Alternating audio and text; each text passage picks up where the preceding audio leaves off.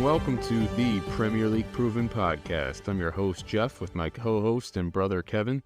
And today we're here to talk about a team that I think in America has one of the biggest American followings, is a team that I think has penetrated the kind of American mind meld of popular soccer teams.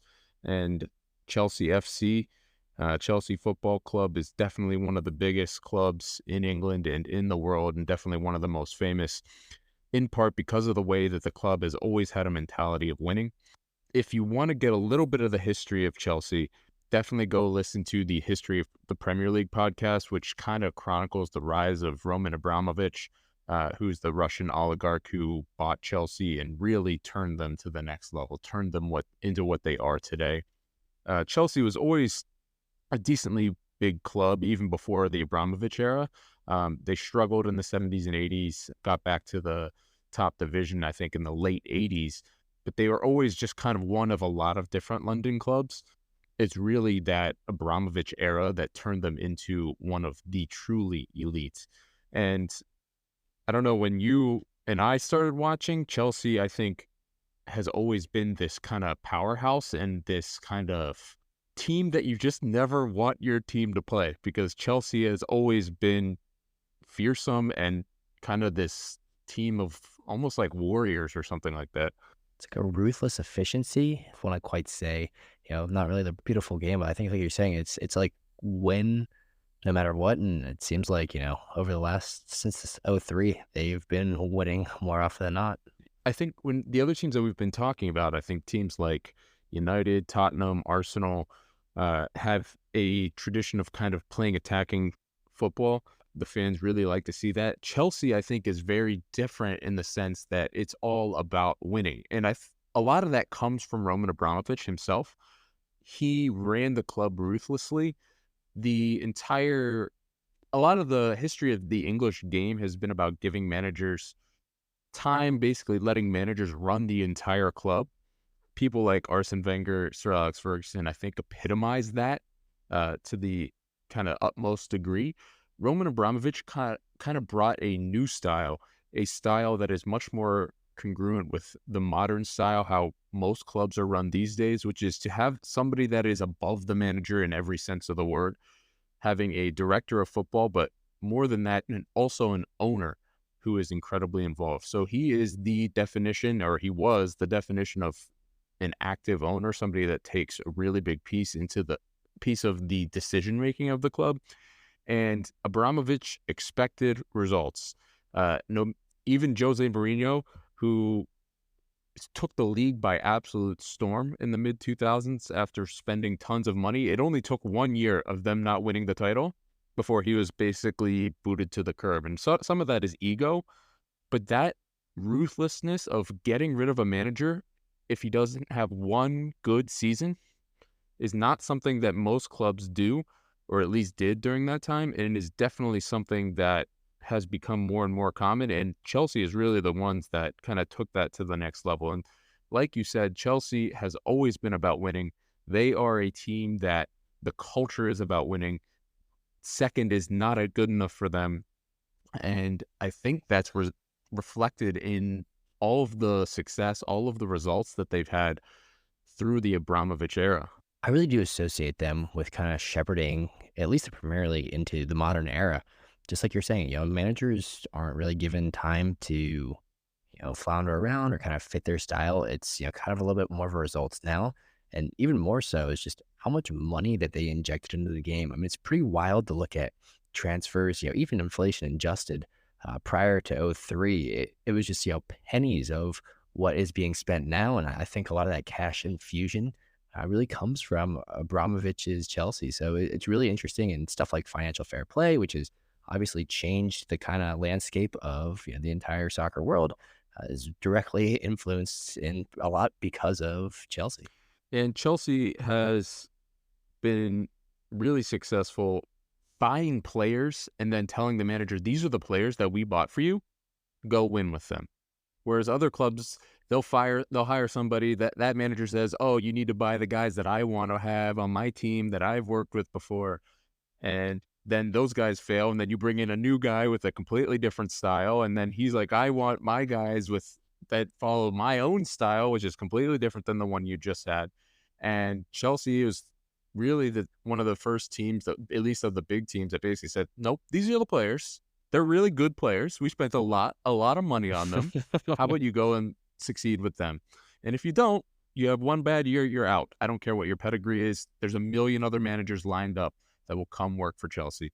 And that worked throughout the entire Abramovich era. They basically hired Carlos Ancelotti. Well, just jumping back, after Mourinho, they hired a guy that never really coached at the top level, Avram Grant, who actually took Chelsea to the Champions League final, and they lost that against Manchester United in 2007, 2008. They had a couple failures with Andre Villas-Boas and some other people, but they brought in Carlos Ancelotti, who won a FA Cup and Premier League double in 2009, 2010. They ended up bringing Jose Mourinho back for kind of a second run, the second go-around, which was actually successful. They won another league title in 2015. And then they brought in Antonio Conte, who won a title in 2017. And you can see where Tottenham got the ideas for Jose Mourinho and Antonio Conte. About 2 years after they were fired by Chelsea, they picked up both of those guys. Actually, and Villas-Boas was at Spurs for a little bit. And weirdly enough, I think or at least he was for a little bit, like some, not quite F1, but like some sort of race car driver. He was like doing some circuits. I think he got into actually kind of an accident where he ended up stopping doing it. But after he kind of fizzled out at Spurs and moved around, I think he went to maybe Moscow and in the Russian Yeah, he league. went somewhere in Russia, I think. Yeah, he's just speed running the whole career because he started at like 35 and then he was like, all right, by 55, I'm out. It's the Benjamin Button, right? You start high and you go downhill. Yeah, he did it backwards. He got his money early, though. That's better. But Chelsea their big thing was they were never really able to win the Champions League. Up until Roberto Di Matteo, who was a manager that was basically there as kind of a stand-in guy. When Chelsea was finishing sixth in the league, I think, that year, they ended up winning the Champions League. It was like one of the most, it was kind of the end of that era of Didier Drogba and Lampard and Terry. And they were able to actually squeak out a Champions League kind of against all odds. They had an awful season, but actually it was very ironic that they won the Champions League. The highest thing that they'd been going for a long time, in the year that they're actually terrible. And I think that mid-2000, even though they won in 2015, 2017, you could start to see the cracks of Chelsea and maybe some of the downsides of the ruthlessness that they had. Because most teams at the top, your Uniteds, Liverpools, they tended not to have kind of horrible seasons. A bad season for them would be finishing, sixth place. Chelsea does the meltdown. They do the highs very well, but Chelsea does the meltdown better than anybody else. Chelsea ended up finished 12th in the season in between, right after they won their title, and it was kind of looked at as a meltdown by Jose Mourinho and his managing style, where he demands a lot of the players, and they kind of rebelled. And that was this first kind of idea of quote unquote player power. And did the players have more power than the manager? Which could be a downside of that kind of top-down approach where the players know that they're going to be there longer than the manager. Classically, in a Sir Alex Ferguson or Arsene Wenger team, you cross the manager, you're out of the club, period. In a team that, if you don't play well, the season doesn't go well, you just know that you're going to get a new top-tier manager in next year and they're not going to get rid of you. Are you kind of aligning the incentives where the players, if they're not happy with the manager, even if it's all on a subconscious level, are the players not playing as well because they kind of have too much power and know that the club is just going to get rid of the manager and the manager is going to take all the blame? So that kind of crept in. They brought in Antonio Conte, won the league again next year after a little bit more spending. This is kind of the Eden Hazard years where he's one of the linchpins of the team, one of the absolute best players in the world, probably one of the best dribblers that the Premier League's ever seen. Super exciting guy. He has not done well at Real Madrid, and they sold him there for like 130 million. But so they got their money's worth out of him both times. So I think he just retired this year too, right after he's basically saying after my contract ends, yeah, I'm done playing. Yeah, it's kind of his story. I think is kind of a little bit sad in the sense that he got a lot of injuries at Real Madrid, and that was a move that he had always been looking towards. He was always never really the best kind of trainer, or what we would call kind of practicers. Was never the kind of guy that was like super fit and always trying his best in practice, but he was just so much more naturally talented than everyone else. So he ended up having kind of a shortened career, but at the end of the day, he was legendary in the Premier League and carried that Chelsea team to a Champions League and couple Premier Leagues as well. And the interesting thing is, so there's all this drama back in the day when Eden Hazard, he was wanted when he was at Lille. He was wanted by every single team in England, and the thought was that he was coming to England, and all the papers were basically saying it. And with like 3 or 4 days left, I think, in the transfer market, or basically, he came out and said on Twitter, "I am signing for the champions of Europe." Basically, United thought they were going to get him. Arsenal thought they were going to get him. Liverpool, I think, was trying to get him, and he basically announced on Twitter that he's going to Chelsea, which doesn't really happen anymore.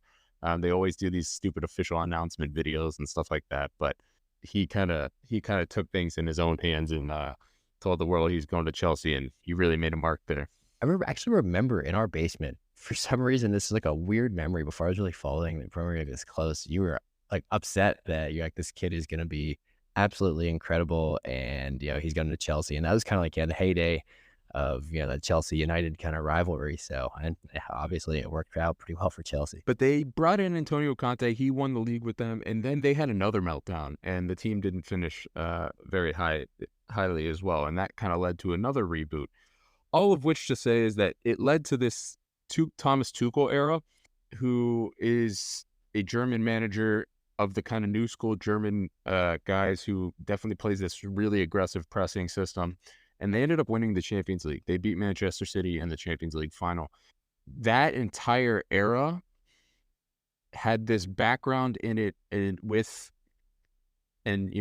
bringing all the geopolitics into this. Abramovich, there's a lot of antipathy, I think, between the UK and Russia. And obviously, I'm not an expert in these things, especially that there's a lot of classically Russian oligarchs park a lot of their money and moved over to England and have some influence there.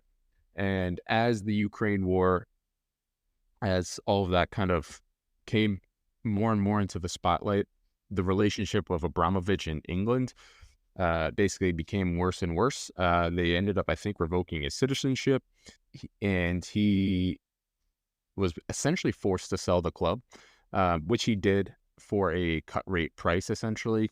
And he sold it to the owner of the Dodgers, the Los Angeles Dodgers, who are basically the other version of the Yankees in Major League Baseball, who have been incredibly successful, or probably one of the best run teams in baseball, who is a billionaire. And he has completely changed Chelsea in every single way. And whatever the Abramovich era was, it is thoroughly, completely gone. Everything is different. The slate has been not only, it's like the Etch-a-Sketch. Roman Abramovich was drawing on that thing for decades, and then Todd Bowley came in, spent his billions, and shook the whole thing up. And it's all blank now. So yeah, on paper, you would think coming off of winning a Champions League, Chelsea is probably sitting high, sitting in a good place. They have another world-class manager there in Thomas Tuchel, but things seem like they didn't really work out too well for them. So that kind of period with Tuchel, Chelsea, again, like they're so cutthroat as far as, needing results immediately. And when those things kind of don't go their way, it doesn't even matter that you won the Champions League so recently. It's what have you done for me recently? And like exactly you're saying, you can't fire the team, so you fire the manager. And that's exactly what they did last season. They got rid of him and brought in the manager from Brighton, Graham Potter, who, everybody loved what he was doing with the project over at Brighton. Unfortunately for Graham Potter, or fortunately, however you want to look at it, I think he only lasted about 2 months there. I'm sure he got a huge payday from it. But it looks like, Chelsea really is living up to their names of hitting the lows low and they've kind of been in a little bit of a tailspin and disarray from the end of last year into this year. I mean, at the end of last year, they basically wrote off the end of their season, brought back Frank Lampard, who was, sacked from being the Everton manager, which is never a good thing to bring that guy into to your club. Yeah, I mean, he's a Chelsea legend. He's probably one of the absolute biggest Chelsea legends in history. Like he is, you know, up there. He's absolutely on the Mount Rushmore of all Chelsea Football Club people that have ever played or been a part of the club, and so he is loved by the fans. He had during the COVID times, he actually when Abramovich and all in Chelsea actually had a transfer ban because of some irregularities financially, which kind of led up to some of the antipathy between Abramovich and the authorities that kind of run football.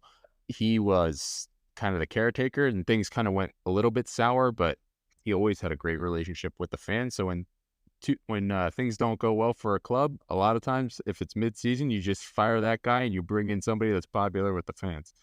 Turns out, yeah, he can't manage at all. He's terrible. But I know we glossed over Graham Potter's appointment at Chelsea last year, but I think it probably deserves a little bit of a look. It's wild how fast your fortune and your reputation as a manager can go. I mean, he was any team in England that didn't have a top flight manager would have loved to have Graham Potter there, right? He was synonymous with all of Brighton's success. And within 2 months, that kind of gets all erased, right? He no longer looks like this genius who's set Brighton up for all his success. And honestly, his successor at Brighton now looks like he has, that pedigree. He has that reputation now because Brighton has kept the train on the tracks and continues to do great things. And his stint at Chelsea was an absolute disaster. yeah, I mean, Brighton is really wasn't that much. They're better now than they were back then, but Brighton is a tiny club, and Graham Potter was the one that brought them up the ranks. And so, however you would want to look at De Zerbi right now, that's exactly how everyone looked at Graham Potter. Right now, De Zerbi has the world at his feet. It seems like he could go to literally any club in the world, like even Real Madrid type clubs, if he wanted to leave Brighton. And Graham Potter maybe wasn't quite on that level, but he was a media darling. He was thought to be, is he a candidate for the England job, the England national team job? Graham Potter was thought to be just the next big thing in management. And within 2 months of playing terribly and basically not being able to he didn't really seem to have the personality or kind of the power or authority or aura that you kind of need to run one of these really big clubs. He's a more soft-spoken guy, kind of a gentler, seemingly kind of guy in terms of his press conferences, all these things. And he didn't seem like he was quite in it with the fight. And they kind of ate him alive. And the team was terrible last year. When I say Chelsea, no one does meltdowns as good as Chelsea does them, or as well as Chelsea does them. Chelsea finished 14th last year. I'm pretty sure they spent about £500 million. They spent more money than all of the teams around them put together, and they still were terrible. Not just bad, they were terrible. They were at points flirting with relegation. Almost unheard of for a huge club to be relegated, even though that does exist in the Premier League. To have a truly big club be relegated would take so much disaster in a single season that it'd be like hard to ever imagine. But Chelsea is 22, 23 is probably the closest that you can kind of get realistically. That team they just fell apart and at the seams in every single way. And I think this can happen when you bring in a new owner and he completely changes the foundations of the club, because Chelsea was under Marina, who is an Abramovich, kind of one of his people. She was the person that dealt with all the sales, buying players, selling players, was kind of like a director of football. She and her team and Abramovich's team ran Chelsea about as well as you can run a Premier League team. Because Chelsea is located in Chelsea, London, which is a really nice part of London. It's obviously being in London has a lot of advantages for international players, for foreign players. But Stamford Bridge is a historically nice stadium, but it doesn't have quite the size of some of the other stadiums. And commercially, Chelsea doesn't quite have the revenues of some of the other bigger teams like Manchester United, Liverpool, even Arsenal. So Chelsea never really quite had the commercial and financial clout as other teams, and they always relied on injections of money from Abramovich. And they also relied on just how well they ran the club from the top down. I mean, that was a ruthless club that pretty much always made good decisions. They're always one of the best clubs at selling players. They always knew when to just jettison off players before they get bad, because one of the worst ways to run a club, and this is the classic Manchester United thing, is just to keep signing guys, and when they're not playing well, you just keep them.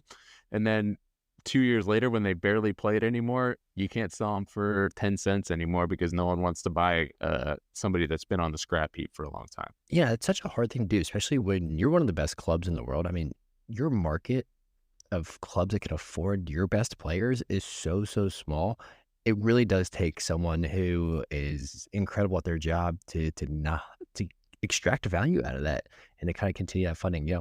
Obviously Chelsea get a lot of shtick for how much of a cash infusion that they got from Abramovich. I think when he left, he basically wrote off like 1.5 billion pounds that the club quote unquote owed him, which just shows how much money this guy had. That he can just walk away from that and be like, all right, I guess I'll just continue living my life. But yeah, it's just insane that they won the league back to back in 04, 05, 05, 06 after being bought by him in 03. Like that's such a quick turnaround, even with cash. Like that's so hard to not just, create that culture of winning immediately and, capitalizing on that. And their kind of failures in how they did last year is not due to the fact that they had a new owner come in who didn't want to spend money. That is not the case by any means. It's actually kind of the opposite. Bully came in and was splashing cash left and right. Yeah, he came in and he wanted to implement almost like a Moneyball type thing, or bring in this kind of American baseball contract. So in American baseball, that is the main type of baseball, American baseball. I guess there's Japanese too, but you have people like A-Rod or Bryce Harper. These guys you'll tie up to 10-year deals, 13-year deals. Whereas in soccer, 5 to 6 year deal is usually kind of the baseline. Most peak teams don't go really beyond 5 years. United always does like a 6-year deal. Chelsea came in and basically said, let's buy every single top young player that we can possibly think to buy. All these 20, 21-year-olds that are before they reach their prime, because I think a lot of teams will buy, especially teams like United, will buy players after they've kind of given their prime years. And so Chelsea's coming in with this mindset, let's form one of the youngest cores. And this is a team that we'll spend an absurd amount of money right now. And this is a team that will hopefully dominate for the next decade. And so when Todd Boehly comes in, he buys tons of players just throughout the season. And part of this is in the winter window as well. They buy Enzo Fernandez, who is from Benfica, for 105 million or so pounds, who is a Argentinian kind of midfield dynamo. He can play every position essentially in the midfield. He is an incredible passer. Also has a bit of bite and kick about him to basically run their midfield. They buy Wesley Fofana from Leicester, and just like United overpaying Leicester for Harry Maguire in center back, it seems like they've overpaid for Wesley Fofana at center back. He's a young French player, but he unfortunately had a major injury right when he was at Leicester. I believe he tore his ACL. Now he's had another major injury again at Chelsea, and so his career has kind of fallen off the rails, unfortunately. They bought Mudryk, who's a Ukrainian from Shakhtar Donetsk, who unfortunately, Shakhtar is one of the best clubs in Ukraine. Donetsk is kind of the center of Ukraine conflict right now. So obviously a lot of upheaval there, but they bought him. He's this guy, this blonde Ukrainian guy with neck tattoo who's incredibly fast, and up until now has kind of been a joke. I think he scored his first goal actually this weekend, but he's probably one of the most memeable of all Chelsea players because he's been pretty much the definition of a flop up until this point. I think he might come good because he's so young, but they bought players like Marc Cucurella from Brighton, who has not lived up to the price tag. He was another 60 million. Raheem Sterling, another 50 million, who never really lived up to, he always was a really good player at Manchester City, but it always felt like they could do better than him. Even though he was really good, he was on the best team in England, and so he never really lived up to the billing and wasn't able to take all the chances, the incredible amount of chances they made for him. But they also signed Koulibaly from Napoli, who is this old center back. He's already out of the club. They signed Aubameyang, who's already out of the club. They brought in João Felix, who was kind of a failure on a loan deal. And then they brought in all these dudes, Batashile, Madueke, Gusto, Andre Santos, another Fofana, all these guys that they're basically trying to not only build a first team that's young, hungry, going to dominate for the next decade, but they're also trying to kind of build a second and third team that are going to basically have backups that are going to dominate and be part of the squad long term too. And one of the things that they did is they signed all these guys to 7, 8, 9 year deals. And one of the ways that one of the things that that does is actually get around accounting things, because you can spend more money if you just basically divide this is all accounting stupidity, but you can basically divide the transfer fee by the length of the contract and say that the money for that transfer fee only goes on your books for that transfer fee divided by the number of years. So it's a smaller number that hits your book. So you can basically spend more money for financial fair play considerations. Actually, just as a result of all this, European UEFA basically ruled that 5 years is the maximum limit, even if you give a guy a longer contract. So they kind of caught on pretty quickly, but they've spent so much money and given these guys really long contracts that they've kind of tied themselves to all these guys. And a lot of these guys are kind of the cream of the crop in terms of premier young talent, like the elite of the elite young talent. If you're a really good player in pretty much any league in the world, Chelsea's probably looking at you. And it's actually led to a lot of people being like, well, I thought financial fair play existed. Chelsea's come out and just spent like literally £1 billion on players. And how come they're allowed to do that while other teams seem like they can't? And part of the reason that they can is that they're deferring all those contracts over, 5, 6, 7 year periods. But also Chelsea, like I said before, is just incredible at selling players. And so they sold players like Kai Havertz to Arsenal this year for 60 something million, Mason Mount for 50 something million, Kovacic for 30 million, Pulisic to AC Milan they sold this year. They basically, because they have all this young talent, even if they tend to fail at Chelsea, they still have enough of a reputation, and Chelsea knows when to cut loose, and they cut loose quickly if things don't go well, that they still recoup a lot of the money that they spend on these guys. So they are locked into a lot of these guys in the future, but we'll see if they're kind of able to all gel, because I think the potential of this squad is scary. Yeah, absolutely. I think potential is the right word for what they're looking at in the squad that they're kind of building.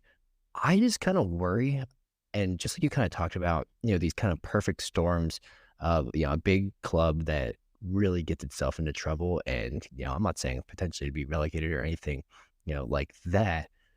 But I do worry a little bit with all of these guys on long contracts. If some of these players, really don't pan out, they might not be able to recoup value. Because it's one thing if you have a player that is, has already proven themselves a little bit in, a top league like the Premier League, and, you can sell them on, a Mason Mount or a Kai, or, with the marketing of Pulisic.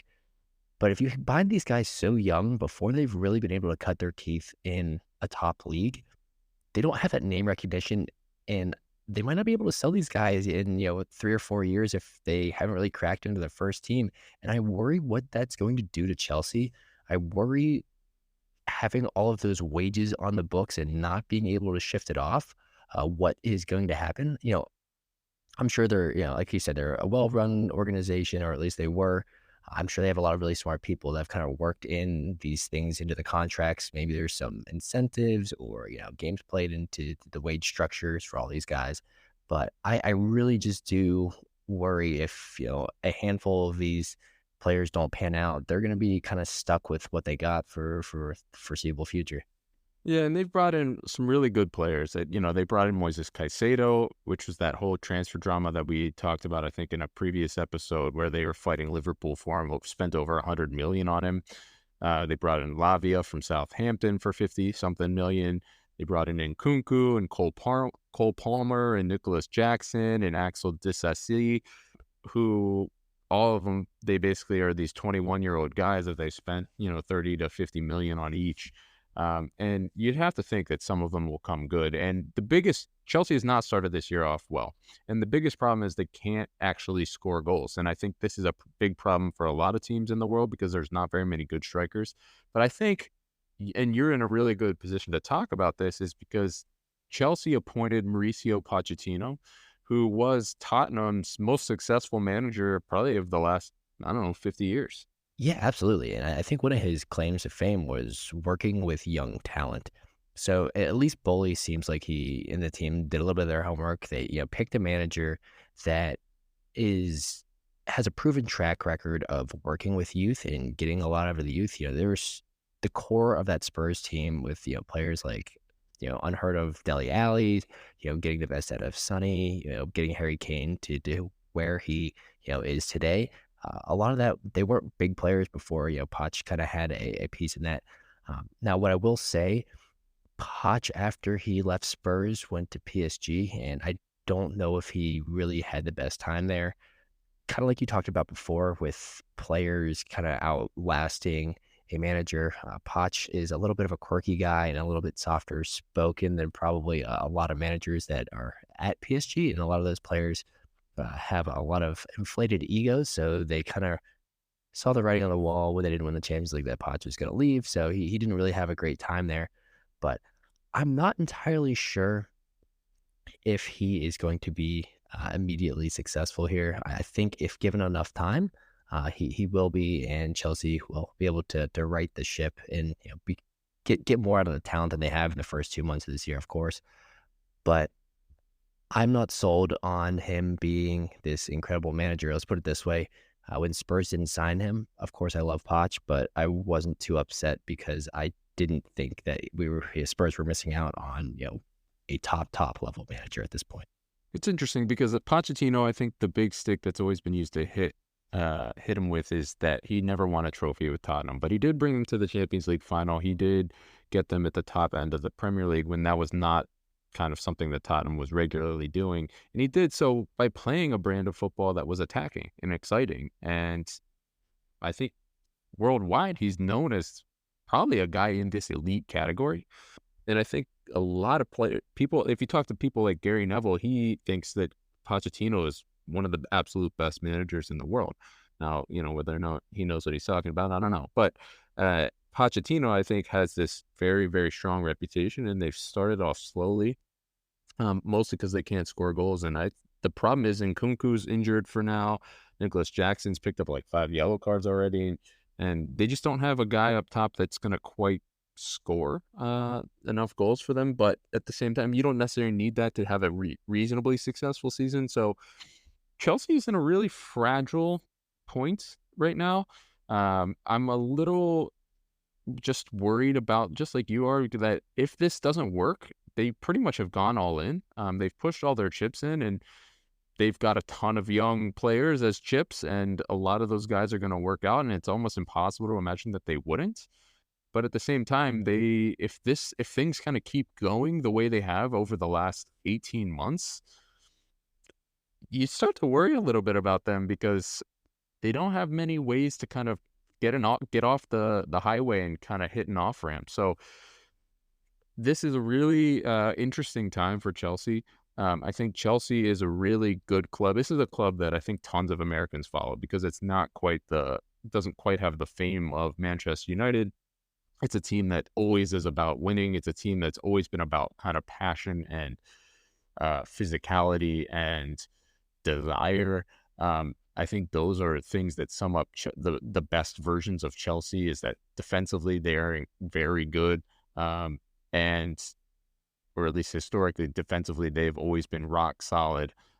Chelsea as a team is in London, so it brings all of the benefits of any team that's located in London, and they kind of have a cool name, to be honest. And they also have they're the Blues and have a big lion on the crest. So Chelsea is definitely a club that I think Americans tend to feel pretty drawn to. It is a club that is definitely among the elite. They spend a ton of money. This new era of kind of growing with Pochettino, growing with a lot of these young players is so interesting. It's just really painful right now until they can figure all of this out. But they have so much world class. Like if you just looked at like the top 50 players of that are 22 and under, literally probably like 15 of them are on Chelsea. So it's hard to, maybe not that many, but close. So it's hard to imagine that some of those guys aren't going to kind of come out through the other side. So just briefly looking at like they have so many players on their team, and there's so many new people on the team that it's kind of hard to go through. But just going through their team briefly, Thiago Silva is a kind of legend that's still playing center back for them. He's really old. I think he's like How old 39 is he years now? old. Okay, I was gonna say, is he only 40 now? Yeah, I mean, he's been around forever. He was like on these great AC Milan teams. He played for PSG for a long time. He is like a legend. He's almost like, he's not quite the level of like Tom Brady playing for the Buccaneers, but he's almost kind of like that thing where he's like this elite guy who's just kind of on his last legs, and he's bringing all this experience to a team that's otherwise literally just filled with people that are less than half his age. Robert Sanchez is kind of a stopgap in goal. Kepa has been a failure. He was a young goalkeeper that they bought a few years ago for like 70 million, who's just not really worked out. So they're kind of in An transition. insane amount of money. Yeah, and they gave him like a 8-year deal or something, and so they can't really get rid of him. But Robert Sanchez from Brighton is their keeper this season. I don't think he's going to be the keeper next season. But then you look at their defenders. Fofana's out. Levi Colwill, he played for Brighton last year. He's a left back, center back. I think in the future he's just going to mostly be a center back, but he is definitely one of the bright talents of this entire generation of English players, and I think he's going to be a mainstay of this Chelsea team. He has a chance to kind of be one of the absolute best players in the world, and kind of be a stalwart for England as well in the future. Mark Cucurella at left back, as well as Ben Chilwell. They both are injured, I think, and kind of fighting for that position, but Ben Chilwell who's been kind of there since the Frank Lampard days, has unfortunately had like 3 or 4 really bad hamstring injuries. So he may never kind of recover from that, or at least it might take him a while. Reece James is now the club captain. He's a Chelsea guy. He is absolutely one of the absolute best right backs in the world. He is physical, fast, skilled. He's kind of like a unit. He's powerful. Reece James is absolutely everything that you'd want from a right back. He is just so dynamic, powerful, attacking defender. He is everything. Passion. The biggest problem is he just cannot stay fit. He gets injured multiple times every season, and it's really limited his career.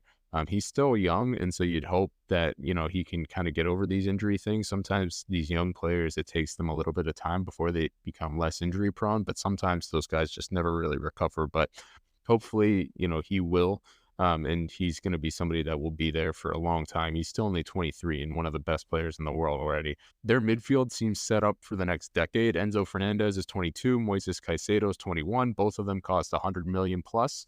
They are probably the two best 20 to 22-year-old midfielders in the world. So that midfield pairing, at least on paper, looks like it's one that can win the Champions League, win the Premier League multiple times.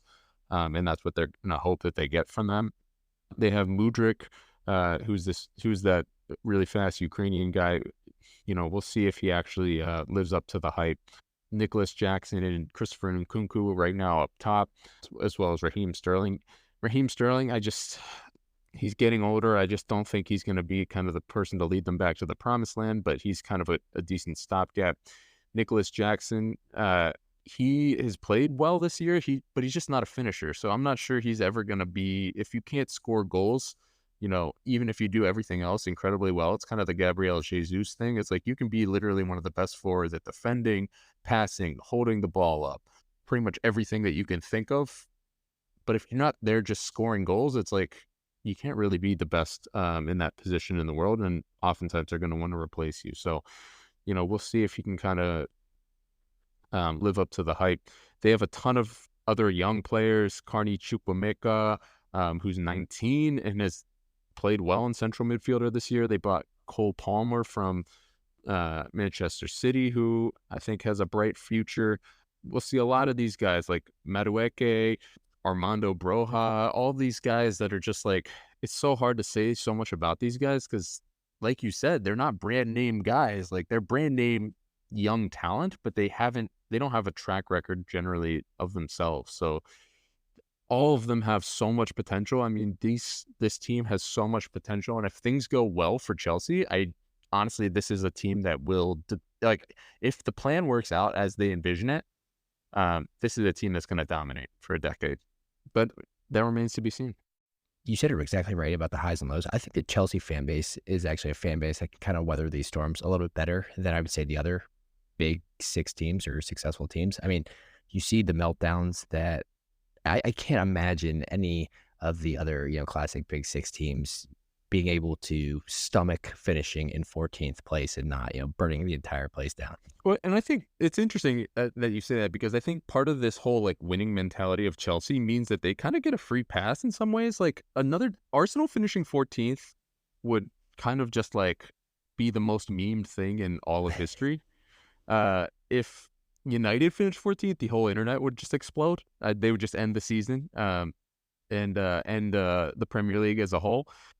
All the Instagram accounts would have to be shut down. You couldn't talk about soccer anymore, because that's the end times if Manchester United finishes 14th. But Chelsea does it, and maybe they're going to finish, bottom half this year. I doubt it, but it's possible. And somehow they kind of slide under the radar. And I think part of that is they're just not quite that level commercially and kind of marketability wise. And they always have had this, well, we're a winning club, we have a winning mentality. And to be fair to them, from 2009 to 2022 until Liverpool kind of came on, they were probably the best team in England in terms of going through that decade. So it was always a little bit hard to throw stuff in their face when it's like, yeah, you finished 14th last year, but you came back and won the title the year after. But is that going to be the case going forward? I'm not sure. And now that they've spent so much money, they have kind of reached everyone's radar. So yeah, I think they're used to firing managers there. And they know that the money from Bowley is still there to kind of buy new players, even if things go belly up. So, yeah, we'll see if they can weather the storm and see kind of the trajectory that this team is going to be on, whether that's up, down, or sideways. So, I mean, they really have to be able to stomach this to stick with a manager that's kind of looking at this as a future project. So, in your opinion, if they're in, let's just pick 14th place by November, do you think the writing's on the wall for Poch and he's going to be sacked? Or do you think they're going to kind of come at this with a non-traditional view of this is a long-term project and, not finishing top half is okay for this year? I mean, I think it's never okay for a team like Chelsea, but they're honestly running out, and this sounds kind of silly to say, but they're honestly running out of managers to hire. There's not that, like, you fire a manager every 6 months. What manager is going to leave their team mid-year to join that team? It doesn't really make sense, because you know that if you don't turn things around instantly, you're just going to get fired. So why? And they're going to be taking, people that are doing well at their current job. So, that worked for people like Graham Potter. But if they went to De Zerbi this year and just offered him a ton of money, maybe he just says yes because of the money, but I doubt it, because he knows that money's coming either way in the future. And going to Chelsea, ruining your reputation for 2 months of a big payoff is just, I don't think that's going to appeal to that top level of manager. So to me, you signed Pochettino to bring these young kids along. Let him bring the young kids along. This is a guy who's been able to do that in the past. And if you give the manager power, then the players know that they have to perform for him. So, to me, I think you can't get rid of Poch unless you're literally going to get relegated, which I think is pretty much impossible for them. There's some bad teams out there this year. I don't think they're anywhere near relegation fodder. I think we should probably take it then to the hope to heartbreak for Chelsea. What we like to do for each of the teams, if you are new listening into this, is just kind of give, as a fan, what level out of, I think, 0 to 5, I think is what we based it at. I always forget if it's a 1 or a 0, but from 0 to 5, I'm to say, what is the hope? What are you expecting for this season? And then the heartbreak, how disappointed are you basically going to be, if and when things don't kind of go your way? And I think this one's actually really, really hard to answer, especially with a new regime change. The culture is completely shifted, at least it feels like, for this year. So I would say hope for this year, I would say maybe a 2. With just looking at this as a kind of long-term project, I don't think fans are really, expecting a lot from this team. But what do you think about as a whole? Because I don't really care too much about this year because, like you said, the expectations for this year have changed. The fans don't expect to win anything this year. They expect the team to grow. They expect the team to kind of the foundations of a future dominant team to be formed this year. So to me, it's not interesting what the hope and heartbreak is this year. But if you're a Chelsea fan looking at the next decade, what do you think? Next decade, I mean, then that's a better way of framing it, I think, because yeah, you're right. It's too easy to answer it for next year. I would probably have to say a 4.5. And if we're going decade, I mean, you've spent all of this money, you better get something out of this. Yeah, I think it's easily a 5. I mean, they spend more money than any other team in the world, and they've bought elite talent. I mean, the minimum expectation for this group is in the future to win a big title, and by big title, I mean Premier League or Champions League. And I guess for the heartbreak, what are you going to say for the next decade as well?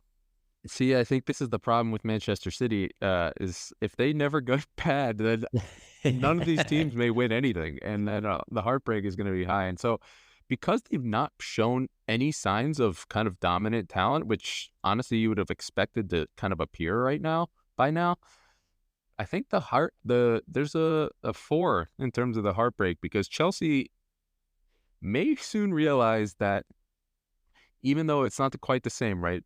Sir Alex Ferguson was a manager, Wenger was a manager. You know, neither Manchester United or Arsenal have ever hit the highs that they did under those two big managers. Chelsea fans and Chelsea as a football club may realize that they may never hit the highs of the Abramovich era again. And that could materialize over the next decade. And it'd be interesting to see what's going to happen. So I think the hope is very high, but the risk of it all going belly up also very high. Yeah, I think 4 is about right. There's definitely it's not just not winning silverware, it's the danger of having something drastic happen if this all-in kind of moment doesn't work out. So it'll be interesting to kind of see, and for better or worse, it'll be interesting either way. This is just very different than what we've seen from any Premier League club in the era. So I'm really interested to check back in with us in 5 to 10 years, and we can kind of look at it from a historian and see if they made the right calls or if this is the last time you ever hear of Chelsea Football Well, Club. somehow I don't think that, but That's too but far. we can all hope. No, I'm just kidding. But Chelsea's a great club to follow. To be honest, it's a club I think that is very accessible from an American standpoint. It has all I think of the hallmarks of a team that always wants to win, has a rich kind of history, especially recently, about it, and is a team that is looking to kind of reach the very top. And it's a good time to get back in because you're at the beginning of a cycle, not at the end or in the middle of a cycle. This is a new team, a team that I think is going to redefine what Chelsea looks like and what we think of. Because I think Mourinho, Conte type of Chelsea is gone forever. And this reinvention, getting in now, I think is a really interesting time to join up as a fan. So if you're really looking for a team, getting in on Chelsea, it's hard to say that you're at the bottom level when you just spent £1 billion on players, but this is a new cycle of new players and a new Chelsea. So I think it's a really good time to join up and start supporting this club. Yeah, having Christian Pulisic there as Captain America is always a way to get American fans into the team. So I think that's a big reason. Probably recently, some folks may have jumped over and started following Chelsea, especially as the Premier League continues to grow. And the last thing I kind of think about is what the thought process must be if you're a youth at the Chelsea Academy right now. I mean, if I'm at Chelsea's Academy, I am looking to any other club to see if they're willing to give me a contract, because it doesn't look like there's a real clear path to organically come up into this club in the next 5 or so years. And this I think is warrants it's a really interesting point because it warrants a really long discussion I think that we could have at a later time. But Chelsea's academy, along with Manchester City, but Chelsea and Manchester City's academies are probably the two best academies in England, And neither of them are really built to do what academies traditionally have done anymore. And this is something I think we can look at in further depth, but both of them are essentially platforms to join other clubs in England and other clubs in Europe. Because everyone knows that the Chelsea first team and the Manchester City first team are very good and filled with kind of elite young talent, they know that there's not going to be a lot of room, but they also know that those academies are elite. And they know that the coaches at those academies teach those players to be Chelsea players, to be Manchester City players, to be players that are attacking, have all of the technical ability that you can possibly have in the world. And they know when they sign an 18-year-old from one of these clubs, they know they may be getting a future talent that may take the world by storm. So to me, players, young kids and their parents and their agents, if you're 16 years old, going to a Manchester City, going to Chelsea, even though you may never make it in those teams in and of themselves, it is actually probably the single best pathway to making it to the Premier League, because they will utilize your talent and turn you into an elite level talent, at least relative to kind of any of the other Premier League academies, in a way that is going to showcase you and put you on the map. Because teams like Burnley, all these teams are looking, if you look at the loan list that Chelsea has, they are loaning out tons of really successful 18-year-olds, 17-year-olds, 19-year-olds to championship teams, to Premier League teams. And those guys go on to have really good careers. So it's kind of a new age academy. And all of this is also built into the fact that both Chelsea and Manchester City are going through this kind of terrible thing where they are basically doing multi-club ownership. So the same owner owns like a club in England and a club in France and a club in Belgium and a club in Italy and a club. And it means that Chelsea can then loan, a player out to their club, their sister club, who's also owned by Todd Bowley in France. And it means that they now have a platform to first team minutes because it's kind of mutually beneficial. So we can get into that at a later time, but it's a really interesting point. But because they're almost like factories now that showcase these young players. So in some ways I hear what you're saying, but I think most of these players probably, and all the people that are advising them, look at Chelsea, look at Manchester City and say, that's where I want to grow. That's where I want to be, because even if I don't make it at that club, they're going to sell me for 5-10 million to another Premier League club. And I'm going to have all of the best, education in the world. They're essentially, it's like the best college. It's like going to Harvard. It opens up doors just going to those clubs because they've taught you so well. Yeah, and then it's a self-fulfilling prophecy where now you continue to get the best talent, and it goes on and on and on until, you become a absolute dominant force in Europe like City is now. But I think that is all the time that we have for this episode. So thank you all so much for listening to the Premier League Proven podcast. Please go ahead and check out our Instagram page or any of our other socials at Premier League Proven Podcast. Let us know if you have any questions, if you have other topics you want us to talk about, or if you just want to interact with us. And we absolutely appreciate you tuning in and sticking here with us to allow us to talk about something that we love to talk about. Signing off.